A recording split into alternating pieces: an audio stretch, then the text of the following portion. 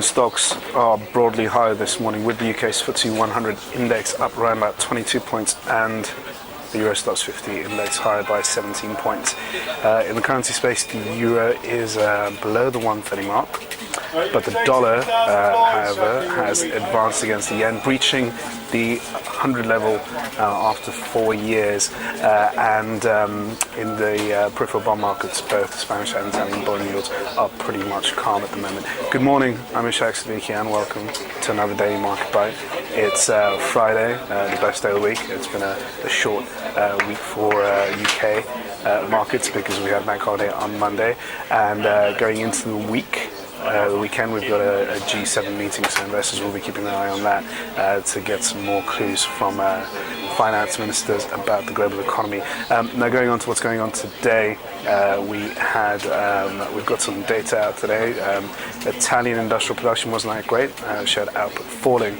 However, German trade balance data was actually pretty good, coming in line with the positive German data that we've seen this week, factory orders and manufacturing and industrial output.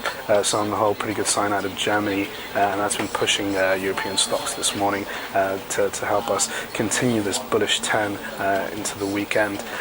Now, the big talking point today is the dollar and the strength that we've seen, which has pushed the dollar above the 100 mark against the yen, the first time in 4 years.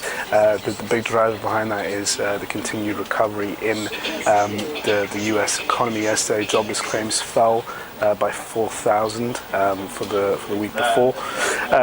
That again was a positive sign that the US labor market is stabilizing. It is the outlook seems to be getting better. It comes a week after a very strong US payrolls employment report, and although we are getting rhetoric out of Fed members that the Federal Reserve could possibly look at reducing QE purchases in the near term, investors are at the moment encouraged by the batch of good US data that we're seeing. Now, a lot of the focus is going to shift to Fed Chairman Ben Bernanke, who will be giving a keynote speech later on this evening, so investors will look to that for more clues over the outlook of quantitative easing for the US economy. Now, staying closer to home, we've had some pretty good earnings out from European corporates. That's been giving us a bit of support. We had good numbers from ArcelorMittal, Novartis and BT Group in the UK.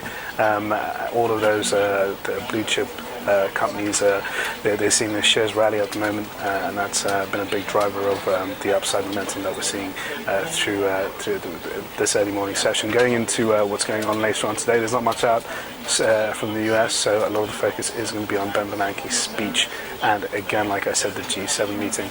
Get onto our Facebook page. We're running a competition. You can cast your prediction for Joe Rundle, head of trading at ETX, his P&L for our latest Trading Places blog, where you can predict where his P&L will be, and if you get it right, you can win an iPad. So check that out. Thanks for watching your daily market bite. Have a good weekend, and I'll see you guys on Monday.